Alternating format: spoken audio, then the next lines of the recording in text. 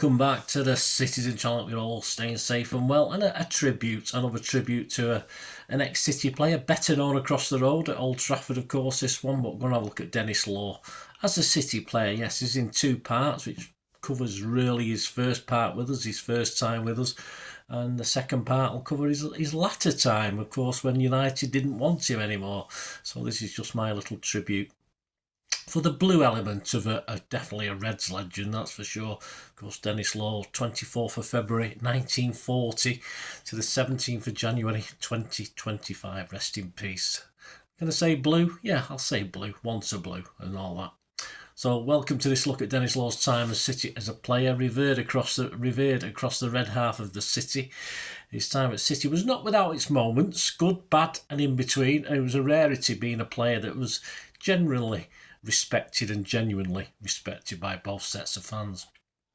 His career as a football player began at second division Huddersfield Town in 1956. Yeah, Bill Shankly was the manager then. Do you know him? Yeah, I think you do if you know your history.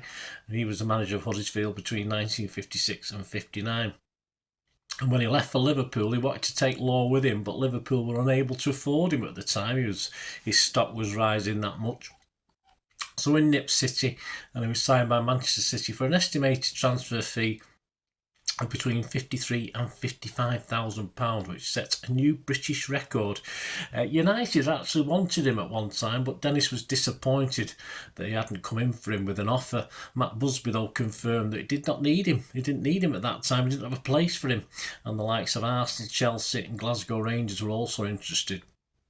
And Denis admitted he'd preferred Arsenal, but they could not make a good enough offer. City manager Les McDowell had to do little to sell City to Denis. Denis saw City as a very big club and amongst the elite of the First Division. He did not leave Huddersfield easily, but he realised that it would happen sooner or later. He always looked after number one, Denis. We'll probably come across that in a few moments as well, when he moved over to Italy, of course. But so he agreed to the move and signed on the 15th of March 1960. So he came just at the tail end of that 59-60 season. There's an image there of Denis signing and trying the number 8 shirt on for good measure. It looks a little bit tatty. More on that in a moment. Not particularly the first team shirts, but certainly the training gear that he would have to wear. City had narrowly avoided relegation from Division 1 the previous season, and this season, 1959-60, were in the bottom third. He made his debut on the 19th of March in front of 32,545 fans. Many thousands of Blues had made the trip over to see his debut, and he scored in a 4-3 defeat to Leeds United. He made it 2-2 at the time. Colin Barlow and an own goal made up the 3 City goals. Denis also supplied the assist for Barlow's goal, which at the time put City 3-2 up, but 2 penalties in the last 10 minutes won it for Leeds. A great action shot there with City looking more like Wolves in black and white. Anyway, as Denis scores his debut goal, yeah, I'm trying to think what colour that would be. Sort of goldy colour, I think, if I've seen sort of colourised versions of it. As Denis scores his debut goal, the Leeds defender is a guy called Jimmy Ashall on there, and the keeper beaten Ted Burgin, and Denis in the kick-in, and more action from the game as well, including programme and the team lineup. They are just for good measure. He wore the number 8 shirt. The City team that day: Troutman, Ken Brannigan, Cliff Sear, Ken Barnes, John McTavish, Alan Oakes, Colin Barlow, Law himself, Billy McAdams, Joe Hayes and Clyde Colbridge. In his first main road game, 11 days later, a 3-1 win over West Ham. The attendance for that one was 29,572. He added another goal. Barlow and McAdams also on the score sheet. He won a penalty for City in the first half that, after a retake, was missed as City went 1-0 down by half-time, but 3 goals in 12 minutes in the second half finished the game off. Eric Todd of The Guardian said of Denis Law, his speed off the mark and his shrewd passes stamped him as a player of tremendous potential. Within a few weeks, as City struggled, Denis realised City was not all it was expected to be. And in fact, his old team, Huddersfield, he reckoned, a division below, had been better in some regards. For instance, City's training kits were threadbare. When someone had thrown a shirt to him, he thought they were joking. He'd been used to a lot better at Leeds Road. And the first team kit was okay, just a little bit better, but that was showing signs of wear as well. As City had a nervy ending to the season, he failed to score again again in 5 of the remaining 8 games he started. But City won 4 of their last 6, started with a 1-0 win over Bolton in front of over 50,000 at Main Road. And City ended the season 16th of 22. His end of season stats: he'd played 7 and scored 2 goals. His dissatisfaction, not just the training kits, but spread to City's training methods as well. And pre-season for the 60-61 season had him arguing with, on a regular basis, with City trainer Jimmy Meadows. Under Shankly at Huddersfield, for instance, he was used to a little bit more ball work, and City seemed to be all about fitness and running up those Kippax steps and stuff like that, with very little ball practice taking place, and he didn't like that. On to season 60-61. There's a squad pick there for 1960-61. Denis is on the front row, 2 from the right. The Main Road main stand is in the background. Looks as though it's before a game, that one. Away from the pitch, Denis and his now latest friend or his best friend at City, Ken Barnes, would write for the Evening Chronicle.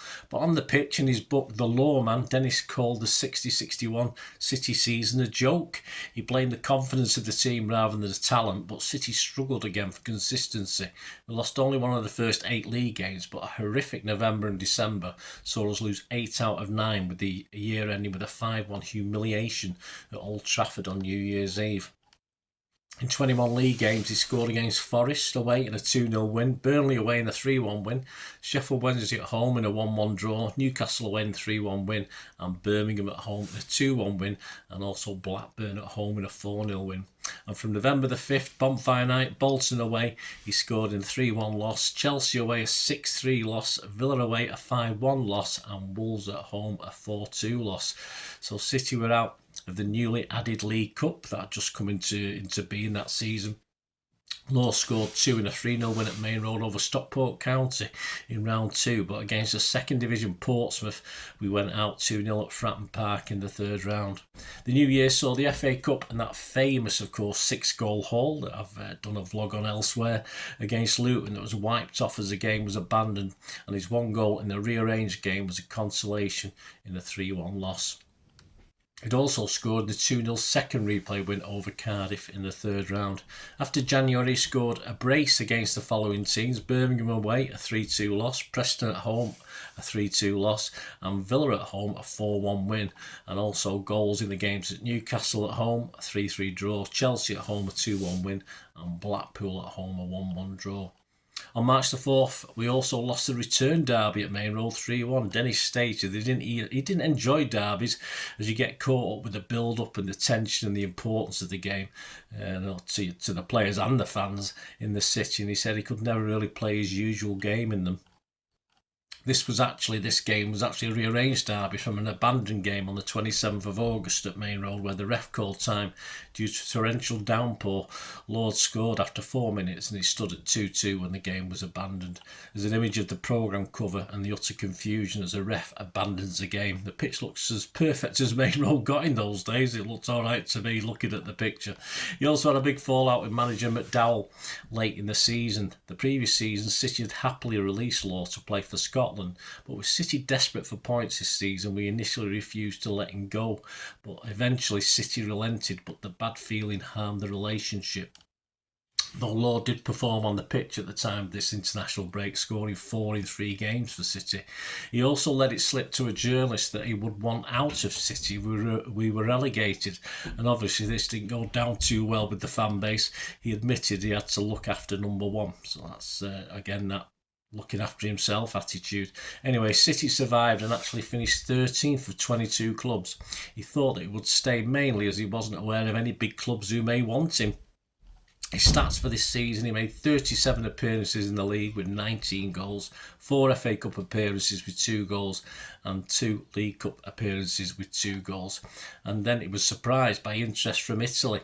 The Italians had been watching the likes of Jimmy Greaves, but Torino wanted Denis Law and the money was far too good to ignore. His £20 per week at City was dwarfed by a proposed £5,000 signing on fee and bonus that amounted to £200 for a win and £100 for a draw if he went over to Torino. City offered him £80 a week, which was a lot of money in those days. Would have made him certainly the highest paid City player to stay. But Denis was sure City would be battling relegation again. He didn't really want any of that. He was even warned that the Italian culture may not suit, but he thought this was just to try and prevent him going. Although he later admitted that they were right, but he signed anyway.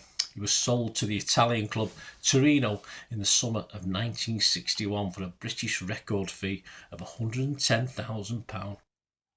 So join me in part 2 as Denis stayed in Italy's shore, and he would soon become, move over the road and become a legend at United.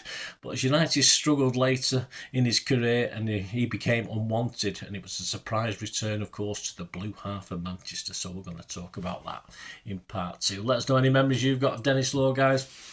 It'd be great to hear them. Leave them in the comments below. My thanks, and of course, if you do like what I try and do on the channel and want to support it, all I ever ask is you stay watching and listening. Well, I hope you enjoyed the feature, and if you can support me through the subscription, if you can subscribe, guys, that'd be wonderful if you've not already done so.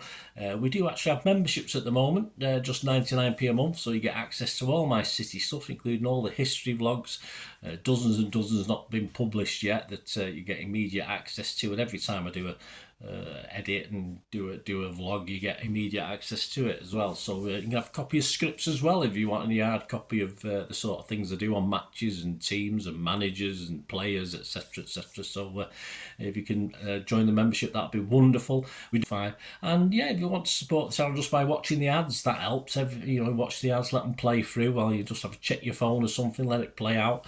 And of course, if you follow any of the links, that always works as well. You follow a link to one of the ads and you fancy something. I've done it myself. I've followed a link and actually purchased something from another organisation. But it can happen. It can happen. Not all ads are stuff you're not interested in.